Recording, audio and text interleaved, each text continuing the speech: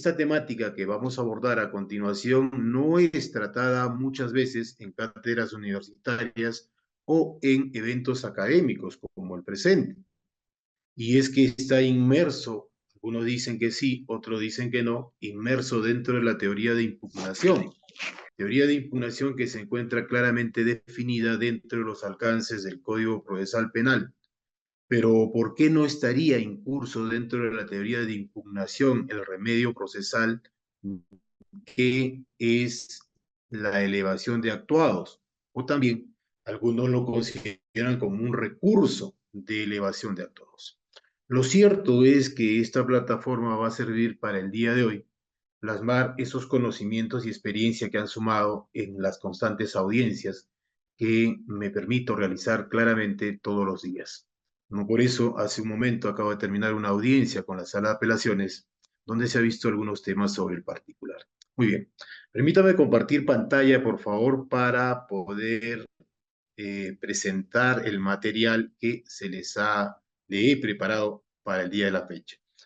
Vamos a ver lo que corresponde al remedio procesal de elevación de actuados ante el archivamiento fiscal, pero desde un punto de vista de la problemática que se presenta diariamente y aspectos prácticos para darle solución.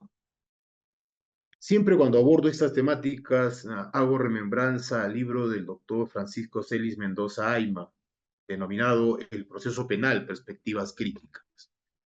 Libro recomendado por el suscrito porque el magistrado Mendoza Ayma hace un análisis muy crítico del sistema procesal penal, tanto dirigido al Ministerio Público como a los señores abogados de defensa técnica e inclusive a los señores jueces. Y esto es muy importante porque es necesario crear una cultura de impugnación en nuestro Perú. Y esto tiene que ver con las reminiscencias que todavía trae hoy en día el antiguo sistema procesal penal de data de 1940. Y es que antiguamente, y subsiste, parece mentira decirlo, que antiguamente se impugnaba y el juez de instancia superior tenía la obligación de reexaminar todo el proceso. Esto ya ha cambiado, esta concepción ha cambiado y por consiguiente también ha cambiado la concepción de lo que conocemos hasta ahora, parece mentira, como recurso de queja de derecho, basado en el artículo 12 de la tan ya longeva Ley Orgánica del Ministerio Público que data de 1982. Pero para saber cuestionar, impugnar resoluciones judiciales o también para poder cuestionar disposiciones de archivamiento, es importante referirnos a la estrategia. ¿Por qué es importante que un letrado, un abogado, sea estratega en la interposición de los recursos impugnatorios o recursos de elevación o remedios de elevación, como los indican algunos? Es porque en la estrategia está concebido como el plan diseñado para lograr un objetivo específico o una serie de metas. En conclusión, es el plan general. Esto, de más está decir, que involucra también tener conocimiento del principio de recurribilidad, que es muy distinto al principio de pluralidad de instancia, y que parece mentira, muchos lo confundimos hoy en día. Cuando nosotros hablamos del artículo 139, inciso sexto de la Constitución Política del Estado, el principio a la pluralidad de instancias, establece que todo ente que ha emitido un pronunciamiento, la parte que se considera afectada por el mismo, puede recurrir a una instancia superior para un reexamen de grado en la misma línea de jerarquía, en la misma línea de criterio, en la misma línea de los órganos que han emitido. La especialidad, en otras palabras. Y esto tiene su base porque los pronunciamientos, sean jurisdiccionales, administrativos o de otra índole, son falibles. El ser humano es falible en los criterios que pueda emitir. Entonces, queda claro que el derecho a la primera instancia accedemos nosotros a través de esto para llegar a un pronunciamiento, un reexamen de ese pronunciamiento que es desfavorable a nosotros. Pero ¿cómo accedemos? ¿Cómo recurrimos a esa segunda instancia? Justamente a través de los recursos impugnatorios. Es allí donde ya hablamos del principio de recurribilidad, o también conocido como derecho a recurrir. Por eso que el principio de recurribilidad, conforme está indicado en la PPT que tiene a continuación, es que nosotros podemos llegar a una segunda instancia a través de determinados recursos que planteamos. Cuando nosotros analizamos el artículo 413 del Código Procesal Penal, vamos a ver que contra los pronunciamientos de los jueces, sus resoluciones, tenemos 4 recursos impugnatorios. Ese es el camino para acceder a la segunda instancia. Si nosotros no respetamos ese puente, ese nexo, ese conector para llegar a esa segunda instancia, no estamos ejercitando el derecho a la recurribilidad y por consiguiente no accedemos tampoco al mismo. Pero cuando hablamos del principio de primera instancia, estamos hablando claramente a que los pronunciamientos de los órganos jurisdiccionales o entes administrativos o prejurisdiccionales, como algunos lo conocen, tienen también a ser reexaminados por una instancia superior final. Entonces, ¿qué cosa tenemos al frente? Principio de recurribilidad o derecho a recurrir es el mecanismo a través del cual accedemos a esa segunda instancia que tenemos nosotros reconocido en el artículo 139, inciso sexto. Entonces, el derecho a una segunda instancia tiene rango constitucional, mientras que el derecho a los recursos impugnatorios o el derecho a recurrir es un derecho de rango legal. Y es que ahí nace el primer detalle para tener muy en cuenta cuando nosotros estructuramos, formamos, redactamos un recurso impugnatorio. Y estos recursos impugnatorios vamos a ver qué es lo que sucede cuando los órganos jurisdiccionales emiten pronunciamientos y no están acorde a nuestras pretensiones o a nuestra posición como abogados de defensa o representantes también del Ministerio Público. ¿Qué es lo que sucede ante los pronunciamientos judiciales? Veamos. El artículo 413 nos habla claramente de los 4 recursos impugnatorios que existen contra resoluciones judiciales. Repito, recursos impugnatorios contra resoluciones judiciales. Tenemos el recurso de reposición, artículo 415, el recurso de apelación de autos o sentencias, el recurso de casación, extraordinario de casación, y el recurso de queja ante la denegatoria de cualquier recurso impugnatorio. Esto sucede en instancia jurisdiccional, repito, cuando el juez emite una resolución, sea auto o sentencia, pero basados en el principio de taxatividad. ¿Qué significa esto? Que tiene que estar mencionado en el Código Procesal Penal que esa resolución puede ser materia de impugnación. Si no lo está indicado, no está accesible la impugnación contra dicha resolución. Un ejemplo típico, la resolución que deniega un medio probatorio propuesto para su admisión o un auto de enjuiciamiento no es materia de impugnación, principio de taxatividad. Sucederá lo mismo en el Ministerio Público en el trámite que realiza ante las diligencias preliminares y el fiscal procede a archivarlo. Vamos a ver a continuación circunstancias muy particulares. Pero cuando nosotros hablamos de este tema de lo que sucede en el Poder Judicial ante resoluciones jurisdiccionales, los recursos que estamos indicando del 413, estos también indican algo muy importante. Estos recursos tienen que ser interpuestos dentro de un plazo legal. Nos habla del ámbito de cada uno de ellos, los requisitos que deben de contener y el trámite a seguir. Es por ello que el legislador ha establecido estos 4 recursos, valga la redundancia, en el tema recursos impugnatorios. Y acá nacen algunas primarias preguntas. Doctor, si el recurso impugnatorio tenemos el recurso de reposición, recurso de apelación, recurso extraordinario de casación y el recurso de queja por denegatoria de un recurso impugnatorio, ¿cómo es considerado la elevación de actuados ante el archivamiento fiscal? Esto es lo que venimos a dilucidar. Veamos a continuación. Cuando nosotros hablamos de los requisitos que debe tener un recurso impugnatorio que está dirigido contra resoluciones judiciales, tenemos que conocer los alcances del artículo 405.1. Eso no cabe duda. En el literal A, B y C están los requisitos que exigen. ¿Por qué es importante nosotros partir de ese punto de vista y conocerlo? Porque nos va a servir para que cuando nosotros estructuremos nuestro recurso o remedio de elevación de actuados contra el archivamiento fiscal, para que el fiscal superior reexamine ese pronunciamiento que es desfavorable a los intereses de nosotros como abogados o como usuarios del sistema fiscal. Y estos requisitos son la presentación que sea por parte del agraviado o quien resulte ser afectado contra la resolución. Por escrito, dentro del plazo previsto, se precise las partes o puntos con los cuales se dirige la impugnación. Existe una fundamentación de hecho, así como una fundamentación de derecho, y además una pretensión concreta.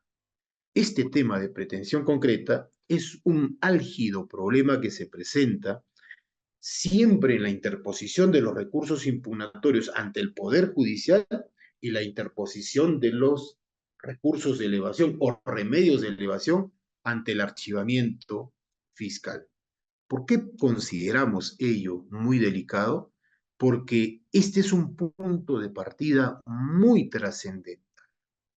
Siempre tengamos en consideración que un ente revisor de un pronunciamiento de primera instancia, sea jurisdiccional o sea fiscal, siempre va a emitir respuesta a la pretensión que nosotros tengamos. Si hablamos ante el Poder Judicial, si tenemos como pretensión de revocatorio una pretensión nulificante, si hablamos ante el Ministerio Público por el archivamiento fiscal, ante una disposición de archivamiento, te podemos pedir la desaprobación o la declaratoria de nulidad. Entonces, vamos a ver la importancia trascendental de lo que es la pretensión concreta. ¿Y por qué digo también esto? Porque si no tenemos una pretensión concreta, no vamos a poder identificar claramente el vicio o defecto o error que tenga esa disposición o resolución que estamos cuestionando. Mucho menos vamos a tener con claridad la fundamentación o la estructuración de la fundamentación que debemos tener que respalde nuestra pretensión concreta. Lo cierto es que estos requisitos que estoy indicando acá están en el 405.1, literal A, B y C, es lo que ustedes tienen al frente, el gravamen, el interés, la conducción procesal.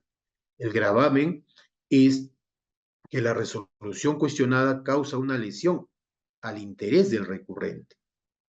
Cuando hablamos del interés, estamos hablando de ese efecto reflejo que involucra la necesidad de una reversión de ese pronunciamiento por la instancia superior.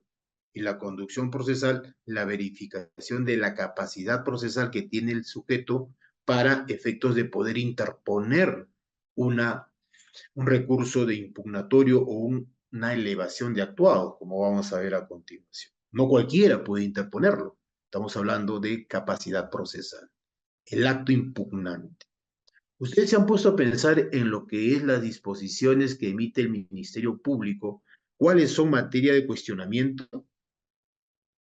Solamente son dos y no cualquiera de ellas. La vamos a ver cuando analicemos a lo que es el artículo 334.5. Después también tenemos acá en el 405.1 el plazo, el modo y el lugar.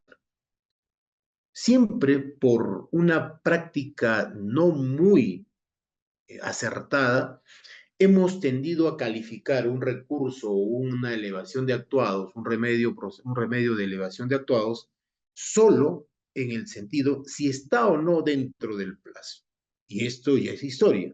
Y es historia porque hoy en día el Tribunal Constitucional, con el caso de Puno, ya demarcó claramente la posición y el carácter que tiene una elevación de actuados como vamos a verlo a continuación. Muy bien, para ir cerrando este tema.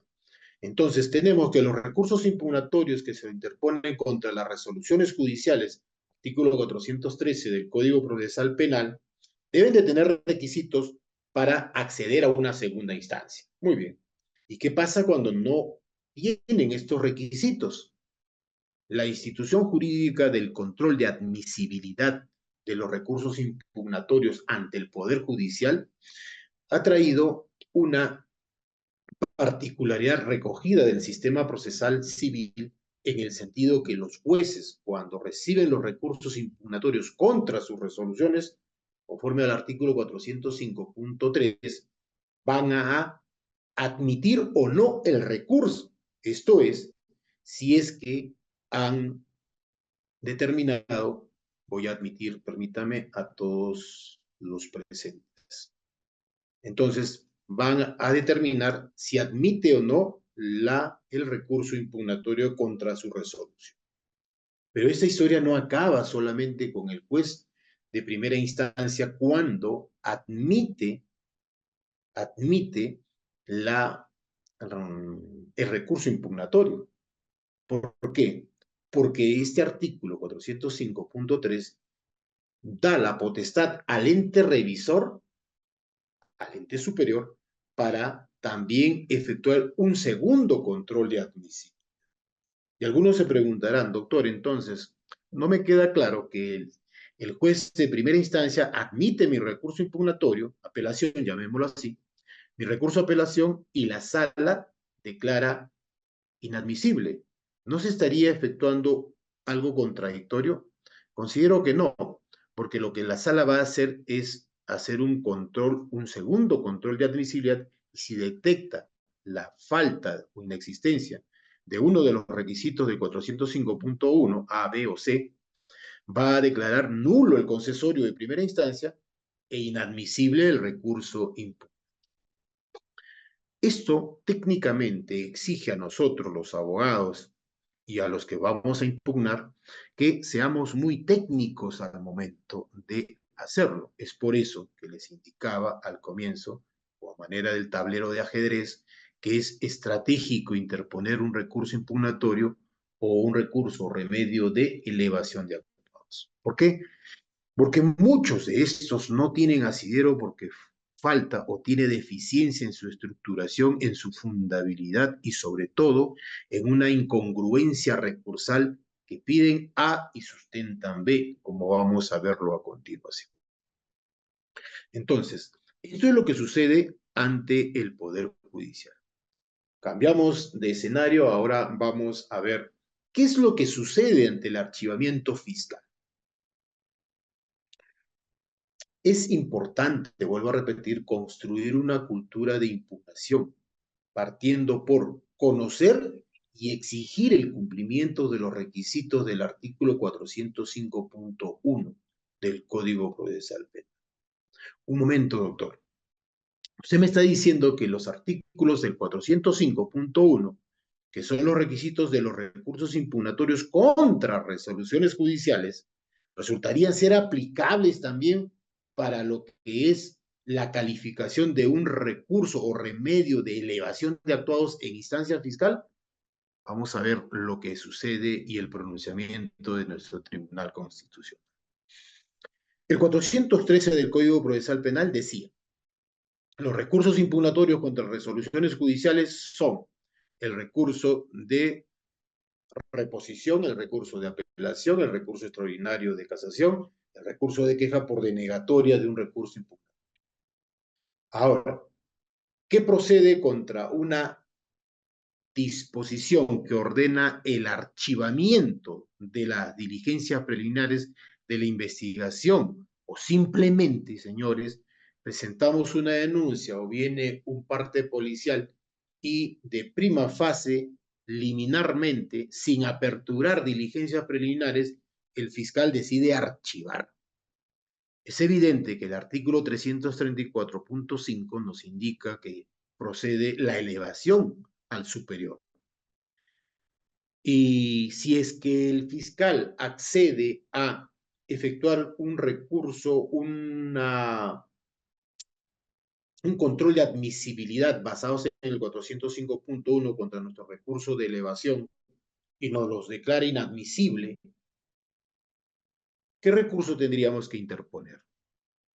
El recurso de queja, dirían algunos, sí, pero el recurso de queja dentro de la estructura del artículo 334 del Código Procesal Penal no está establecido como tal.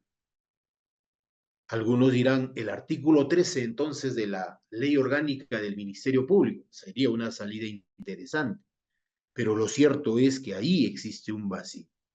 Y entonces, si existe este vacío, es necesario la suplencia de esta situación que se presenta en el Código Procesal Penal. La respuesta es sí, definitivamente que sí. Pero analicemos bien el artículo 334, inciso quinto. Dice, el denunciante o agraviado que no estuviese conforme con la disposición de archivar las actuaciones o de reservar provisionalmente, la investigación requerirá al fiscal en el plazo de 5 días eleve las actuaciones al fiscal superior. Muy bien. De este tenor, podemos advertir que no cualquiera puede cuestionar una disposición de archivamiento. O es el denunciante o el agraviado. No hay nadie más que pueda hacerlo. ¿Quién, contra qué clase de disposición tendría que dirigirse esto? Es indudable que el articulado en comento precisa claramente que es contra esas disposiciones que archivan las actuaciones o disponen la reserva provisional de la investigación. Por consiguiente, basados en el principio de taxatividad, no es cuestionable una disposición de formalización, una disposición de ampliación de diligencias preliminares o cosa por el estilo. Solamente dos, las de archivamiento y las de reserva provisional. Muy bien. ¿Qué puede hacer el fiscal superior? Es muy conocido. Ya lo conocemos, ya lo sabemos, lo tenemos ya muy claro. El fiscal se pronuncia y podrá ordenar, se formalice, se archiven las actuaciones o se proceda según corresponda. Cláusula abierta. No olvidemos que todo ente revisor de un pronunciamiento, sea jurisdiccional, prejurisdiccional o administrativo, tiene la potestad nulificante oficiosa. ¿Qué significa esto? Que sin que haya sido propuesto por los sujetos que cuestionan la alzada, de oficio, el ente superior, al detectar un vicio nulificante absoluto, declara la nulidad de la alzada en grado. Esta es una potestad que tiene todo ente revisor. Y acá es que nacen las primeras preguntas y que voy a permitirme bosquejar una respuesta. Primero, la elevación de actuados, artículo 374.5, ¿es un recurso o es un remedio? Desde el punto de vista de técnica legislativa, no es un recurso, indudablemente. ¿Por qué? Porque el artículo 413 ha precisado claramente cuáles son los recursos impugnatorios, y ya lo hemos mencionado. Y dentro de ellos no se encuentra la elevación de actuados. Bajo esa premisa, desde la óptica de la técnica legislativa, podríamos decir que es un remedio, más no un recurso. Pero, ¿cuál es la naturaleza de una elevación de actuados? ¿Cuál es la esencia de una elevación de actuados? El Tribunal Constitucional ha establecido claramente que la naturaleza de una elevación de actuados es de carácter recursal. ¿Qué significa esto?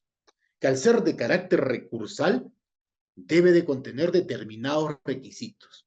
¿Y cuáles son esos requisitos que no los indica el 334.5?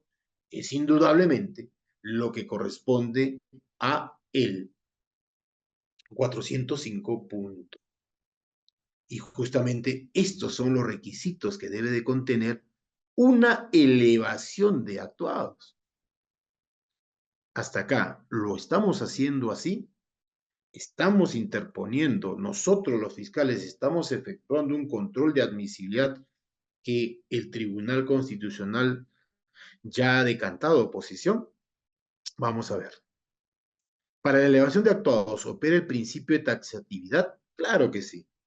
Hemos indicado anteriormente, 334.5, que es claro que solamente pueden ser materia de cuestionamiento vía elevación de actuados dos clases de disposiciones, no más.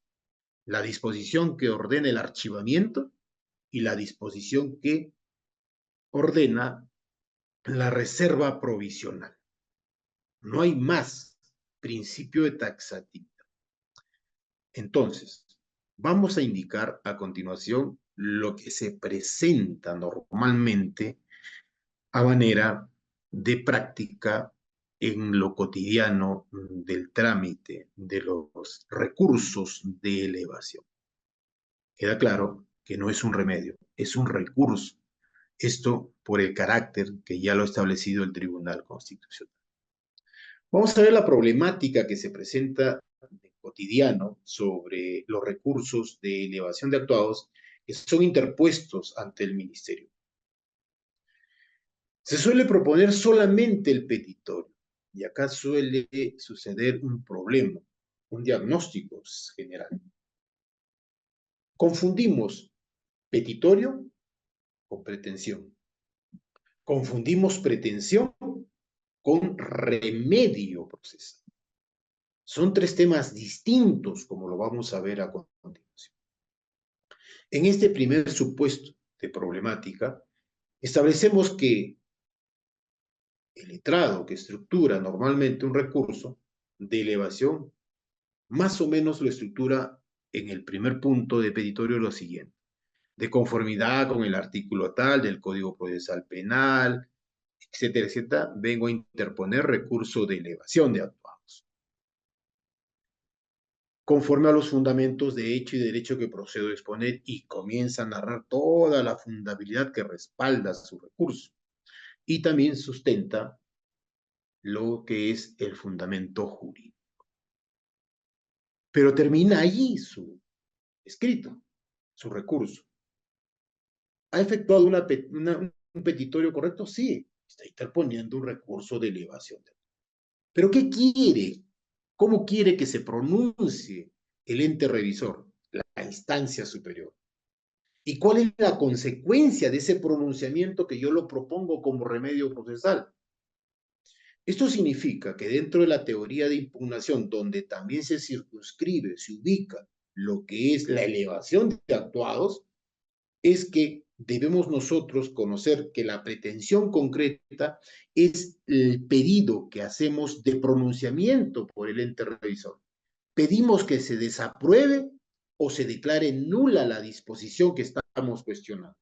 En el Poder Judicial, a través de un recurso impugnatorio, pedimos que se revoque o se declare nula la resolución apelada. Pero esa es la pretensión concreta, por eso que el 405.1, literal C, dice que todo escrito culminará con una pretensión concreta.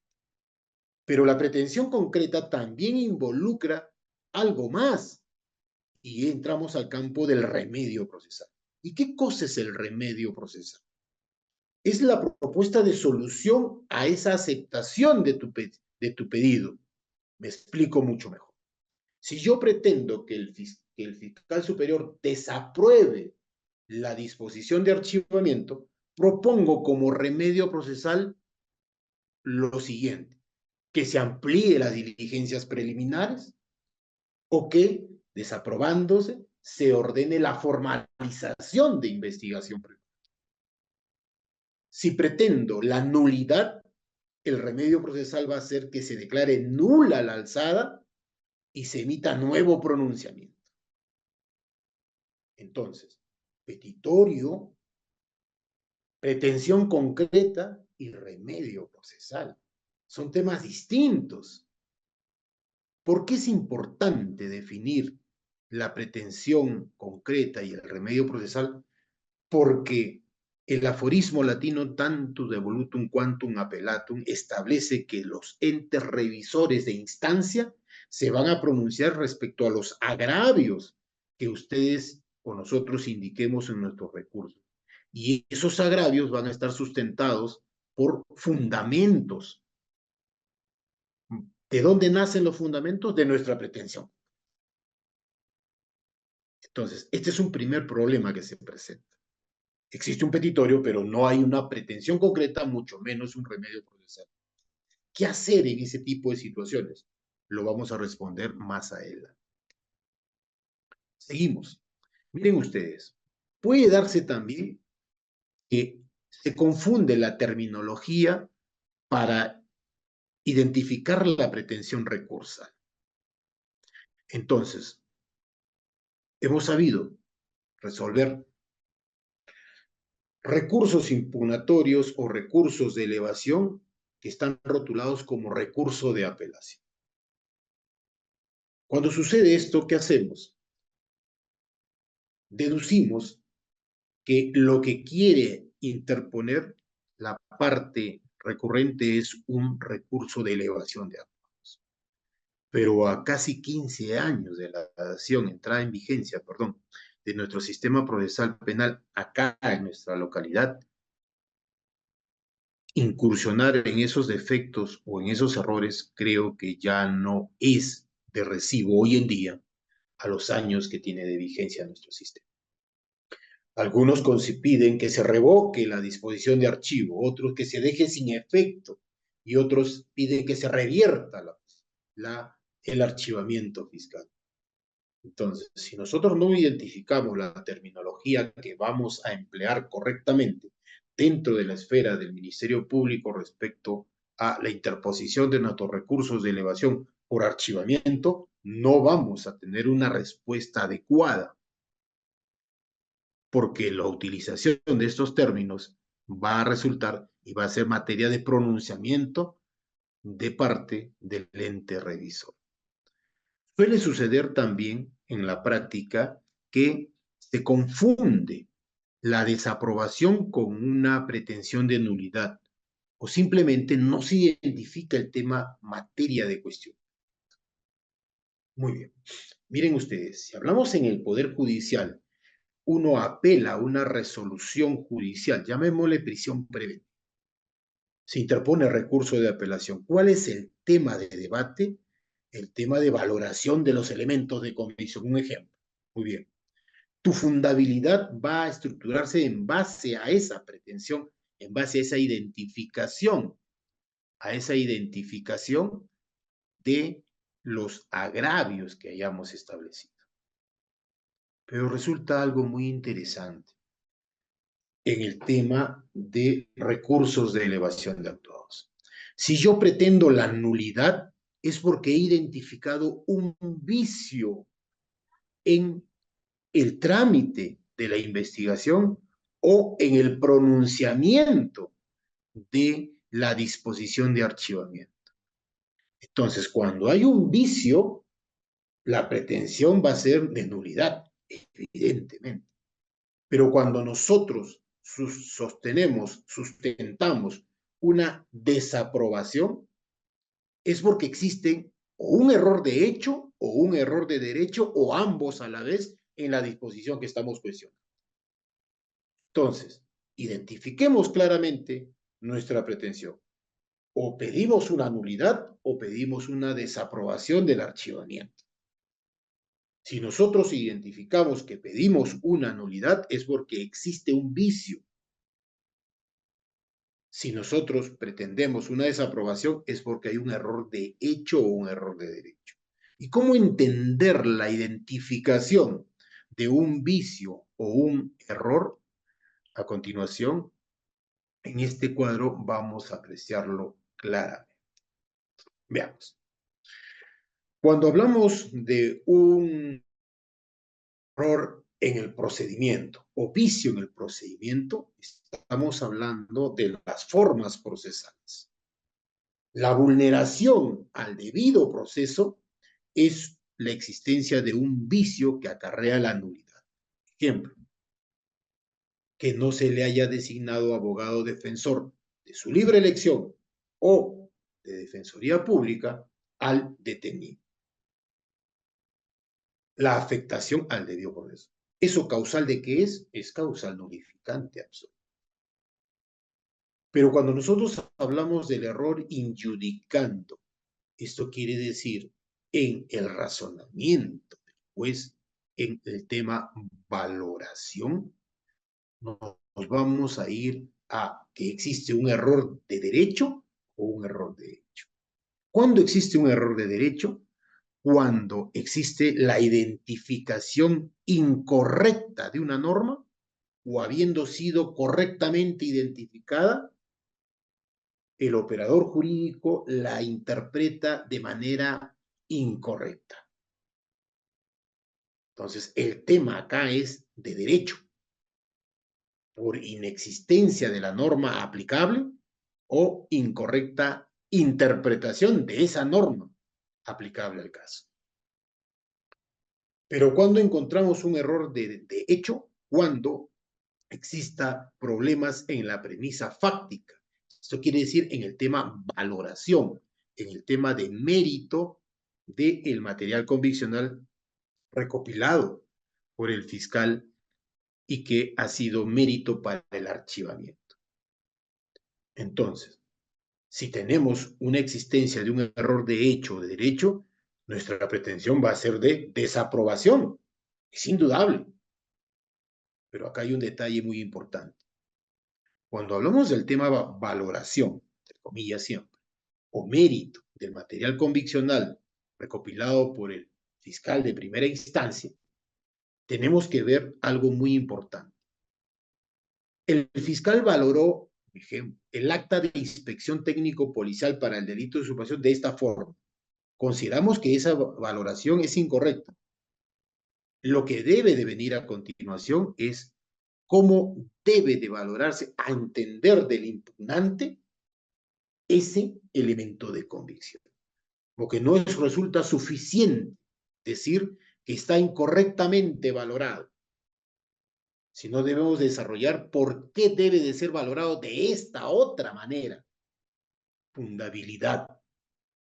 Entonces, es por eso que el doctor Mendoza Ayma, en su libro de Derecho Procesal, del proceso penal, nos habla claramente de las determinaciones inexactas, amplias, vagas, incipientes. Por ejemplo, una incorrecta valoración, pero nunca explicas en qué consistió esa incorrecta valoración. Entonces, en conclusión, tenemos que el error de hecho o de derecho es un tema para efectos de pedir la desaprobación. ¿Sobre qué debe de versar ese pedido? Vamos a verlo a continuación. Y cuando existe un error incogitando, es en la motivación o argumentación de logicidad que el operador jurídico del Ministerio Público de primera instancia plasma en su disposición de archivamiento. ¿A qué estoy refiriéndome? Al tema que establece el derecho a garantía del 139.5 de la Constitución, la debida motivación.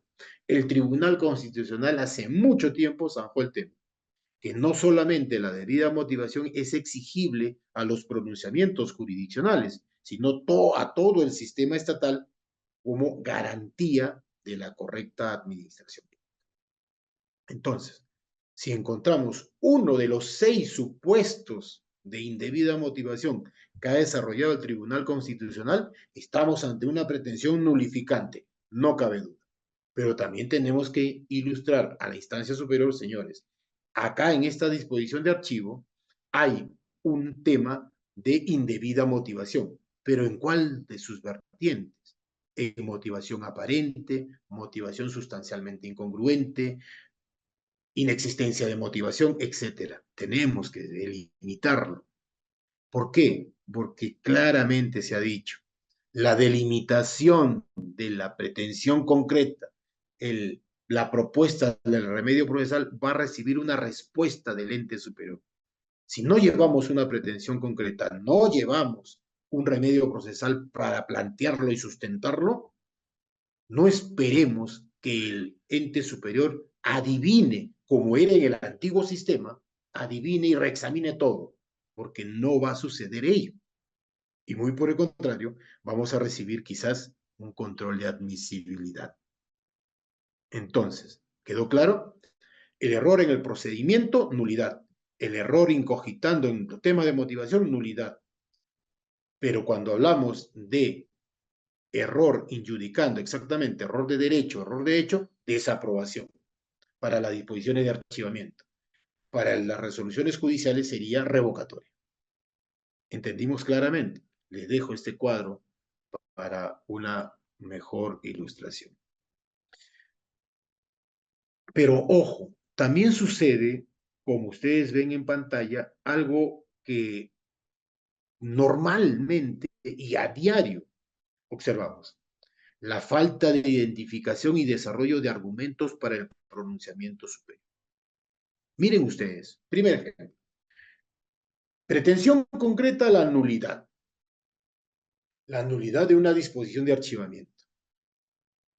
Es correcto decir que es exigible al que está cuestionando que tiene que indicarnos cuál fue el o los vicios que incurrió esa disposición de archivamiento y que tengan la categoría de nulidad absoluta, ese estándar nulificante absoluto. Sí, ¿en cuál de los supuestos de nulidad está del artículo 150 del Código Procesal Penal? A, B, C o D. Correcto. Tiene que ser explicado en el recurso de elevación. Pero ya olvidémonos que un recurso de apelación o un recurso de elevación en el Ministerio Público, solamente basta identificar el vicio procesal y el derecho vulnerado, si no es importante establecer también el principio de trascendencia. ¿Y a qué se refiere el principio de trascendencia? Es esa grave afectación al derecho de defensa que se produjo con ese acto nulificante. Tiene que ser entonces una nulidad trascendente, porque si no, va a prevalecer el principio de preservación de los actos procesales. Muy bien, ha incurrido en determinado vicio procesal, correcto.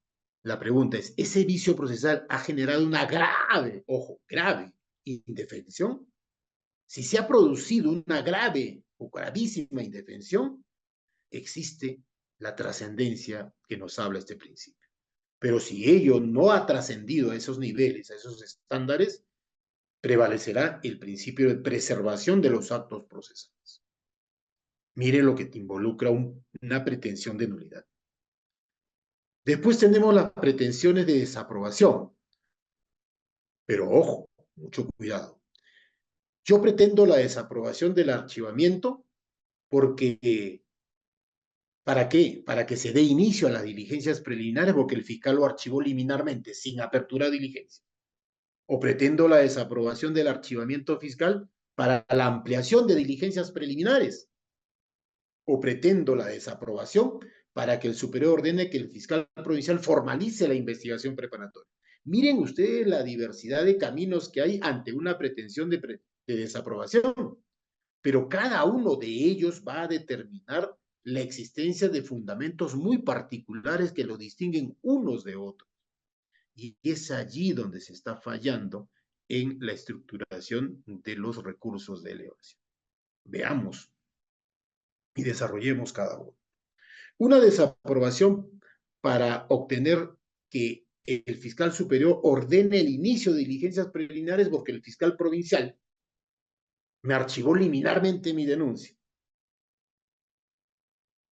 ¿Qué debemos invocarnos?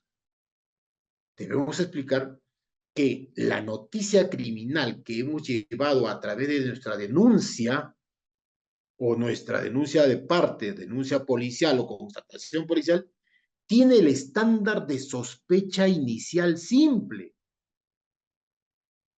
Y para entender qué cosa es una sospecha inicial simple y no subjetividades, tenemos que analizar la sentencia plenaria casatoria 1/2017, fundamento 24, donde la Corte Suprema ha establecido qué debemos entender por sospecha inicial simple. Si no existe sospecha inicial simple en la denuncia policial, en la denuncia de parte, eso estará archivado de plano. Entonces, cuando pretendemos una desaprobación para dar inicio a diligencias preliminares, ¿cuál es el tema de debate? Es determinar si la información tiene el estándar de sospecha inicial simple, no hay más. Repito, si pretendemos desaprobación para que se ordene que el fiscal provincial aperture diligencias preliminares porque nos los archivó liminalmente. En el otro supuesto, pretendemos la desaprobación para que el fiscal se le ordene al fiscal provincial amplíe las diligencias preliminares. Acá tenemos que analizar algo muy importante. Si estamos dentro del plazo legal o dentro del plazo razonable como para que se pueda ampliar las diligencias preliminares. Si estamos ante la existencia de aún de actos urgentes o inaplazables que hagan viable la ampliación de una investigación preliminar. Y además, si es necesario la realización de actos urgentes e inaplazables como actos de investigación, tenemos que indicar, ya se ha definido el Tribunal, la Corte Suprema, que debemos precisar cuál es la utilidad, cuál es la conducencia, cuál es la pertinencia de esos actos de investigación que faltan actuarse o realizarse en las diligencias preliminares. ¿Se están dando cuenta ustedes que cada pretensión para un camino determinado involucra fundabilidades distintas? Y el último supuesto, muy bien, el fiscal archivó luego de haber hecho diligencias preliminares, después que investigó. Ya no hay más diligencias que hacer. Consideramos que eso es correcto, pero consideramos que debe formalizarse. No estamos conformes que el fiscal haya archivado. Presentamos nuestro recurso de elevación con una pretensión de desaprobación. Pero ¿qué es lo que queremos obtener del superior? Es que le ordene al fiscal provincial, primero ante la desaprobación, formalice la investigación preparada. ¿Cuál es el tema de debate acá? Es que las diligencias preliminares, los actos de investigación que se han realizado en las diligencias preliminares, tienen el estándar, el peso de una sospecha reveladora, ya no una sospecha inicial simple que era necesario para iniciar investigación. Ahora queremos y analizamos que ese material conviccional, desde nuestra óptica, tenemos que explicarlo, tiene el estándar de sospecha reveladora. Nuevamente recurrimos a la sentencia plenaria casatoria 1/2017, fundamento 24, respecto a qué debemos entender como sospecha reveladora de la existencia del delito para transitar a la siguiente fase procesal, que es la formalización de investigación. Estos son los graves defectos que estamos observando cotidianamente. ¿Qué hacer ante ello? Vamos a ver qué podemos hacer.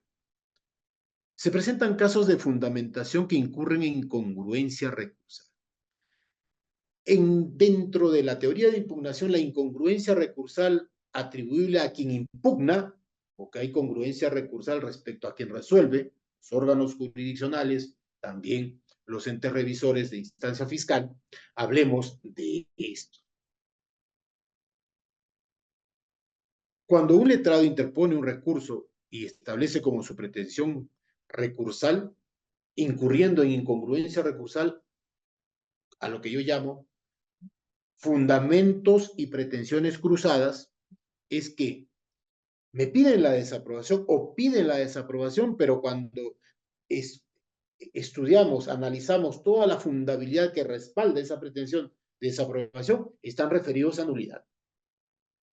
O cuando pretenden la nulidad, analizamos la fundabilidad y está referido a una desaprobación. Cuando sucede esto, se incurre en una incongruencia recursal. Entonces, si hablamos de existencia de incongruencia recursal, cuando se resuelva por la instancia superior, va a determinar que no hay agravio, que sea concatenante, conexo con la pretensión recursal. Problemáticas que suceden. Muy bien. Entonces, para solucionar esto, debemos de sumar a nuestros conocimientos la pretensión impugnatoria y el remedio procesal en la delegación de actos. Les he preparado unos cuadros que espero que les sea de bastante utilidad para efectos de poder sumar. Miren ustedes, vamos a explicarlos. Pretensión de nulidad, ¿correcto? Muy bien. Una pretensión de nulidad conlleva a lo siguiente. Petitorio, interponer recurso de elevación de actuados. Una pretensión de nulidad, el petitorio, ¿cuál sería? Interponer recurso de elevación de actuados. Muy bien. La pretensión concreta, la nulidad de la disposición. El remedio procesal adecuado sería, se emita nueva disposición. Ojo, nueva disposición sin actuaciones. ¿Esto qué significa? Que la declaratoria de una nulidad de un acto procesal es para que se rehaga. Y si nosotros estamos nulificando una disposición de archivo, es que se emita nueva disposición superándose los vicios detectados en nuestro recurso. ¿Conviene o no conviene esto? Dependerá de la óptica que tenga la defensa técnica que elabore el recurso. Un recurso de desaprobación. El petitorio interponer recurso de elevación. La pretensión concreta, la desaprobación de la disposición. Remedio procesal. Acá viene lo divergente. Como el fiscal me archivó de plano liminarmente mi denuncia, puedo solicitar que se disponga el inicio de diligencias preliminares. Ese es el remedio procesal. Entonces tenemos petitorio, pretensión concreta, remedio procesal. Y esto tiene que estar respaldado por la fundabilidad, los argumentos que nosotros debemos de sostener nuestro recurso. El otro también de desaprobación, el petitorio, la interposición del recurso, la pretensión de desaprobación y el remedio puede ser ya no de inicio de diligencias preliminares, sino la ampliación de las diligencias preliminares como hemos indicado anteriormente. Existencia de un plazo legal abierto o razonable, la necesidad de realizar actos urgentes e inaplazables, la propuesta de la utilidad, conducencia y pertinencia de esos actos de investigación. Y los otros, una pretensión, un petitorio de interponer recurso de elevación, una pretensión concreta que es la desaprobación de la disposición y un remedio procesal que disponga la formalización de investigación preparatoria. Tema de debate, valoración, entre comillas. ¿De qué? Del material conviccional. ¿Qué debe tener a nuestro criterio? Que tengan el estándar de sospecha reveladora de la existencia. Si no, en vano vamos a pretender una desaprobación. Para ir finalizando y poder resolver algunas preguntas de los asistentes, les dejo como material de lectura esto que ha decantado ya una posición de nuestro Tribunal Constitucional en el sentido de los recursos de elevación. En el año 2013, con el caso Cusco, en el expediente 5735, el Tribunal Constitucional decantó en ese entonces la posición que los recursos de elevación de actuados o recursos de queja no podía aplicársele para calificar las normas que resultaban aplicables a otros recursos. Los recursos de apelación, por ejemplo, tienen sus requisitos y estos requisitos están en 405 puntos. Eso no resultaba ser aplicable para los recursos de elevación o queja de derecho. Pero en el 2021, a través del caso Puno, en el expediente 1392-2021, cambia de criterio el Tribunal Constitucional y establece ahora sí algo muy importante. ¿Qué indicó en este cambio de criterio el Tribunal Constitucional? Que, me voy a permitir leer, tratándose de un recurso que la ley prevé para la etapa preliminar, refiriéndose al recurso de elevación de actuados, la etapa preliminar del proceso, la procedencia de la queja o elevación de actuados está condicionada al cumplimiento previo de los requisitos contemplados en la legislación adjetiva. Quiere decir que le resultan ser aplicables esos requisitos que que necesita un recurso contra resoluciones judiciales, también 405.1, resultan ser aplicables a los recursos de elevación que se interpongan contra las resoluciones de archivamiento fiscal. Por consiguiente, si no tienen esos requisitos objetivos, subjetivos, ¿no es cierto?, se va a declarar inadmisible. Entonces, los recursos que no tengan los requisitos del 405.1 van a ser declarados inadmisibles. A esto se le suma la sentencia ahora, más de febrero de este año, la sentencia del expediente 798-2003-23 del Tribunal Constitucional caso Huancavelica, que procede el recurso de elevación más no el recurso de queja de derecho contra las disposiciones de archivamiento fiscal. Entonces, que no nos cause sorpresa que al interponer nuestros recursos de elevación y no se tenga los requisitos de 405.1, se declara inadmisible. Y esa inadmisibilidad genera un problema desde el punto de vista técnico-legislativo. ¿Cuál es? Que a mí, si me declaran inadmisible un recurso impugnatorio, un recurso de elevación de actuados, porque el fiscal sostiene que lo presenté en el sexto día, cuando yo considero que es en el quinto día, porque el segundo viernes de febrero, de marzo del año en curso, fue feriado regional por la festividad de nuestra vendimia, no se computa en el plazo. Entonces estoy dentro del plazo. Entonces la pregunta es, yo considero que sí estoy dentro del plazo, pero el fiscal me lo deniega, me declara inadmisible porque considera que está fuera del plazo. ¿Cómo hago? ¿Cómo recurro? Porque allá en las resoluciones que se cuestionan en el Poder Judicial existe el recurso de queja por denegatoria. Acá no tenemos esto. Entonces lo que tenemos que hacer es una interpretación sistemática que, habiendo el Tribunal Constitucional ya decantado por la posición de los requisitos que eran exigibles antes en las impugnaciones contra resoluciones judiciales, son exigibles acá para la interposición de elevaciones de actuado, también es previsible que pueda ser reexaminado ello por un pedido de queja de derecho. Mientras tanto, tenemos como una especie de salvavidas antigua, pueden tomar nota, el artículo 13 de nuestra ley orgánica que establecía que en caso que el fiscal provincial no cumpla o esté indebidamente cumpliendo sus funciones, puede recurrir en queja. En ese marco normativo del artículo 13 de la ley orgánica del Ministerio Público, podemos presentar nuestro recurso de queja por denegatoria de elevación de actuados al fiscal superior, directamente al fiscal superior, para que resuelva y reexamine esa denegatoria de nuestro recurso de elevación de actuados. En consecuencia, esa característica de técnica que había, estrategia que había en otros sistemas, hoy en día, en el sistema procesal penal, es exigible y ya tiene respaldo por pronunciamientos seguidos y uniformes de nuestro Tribunal Constitucional.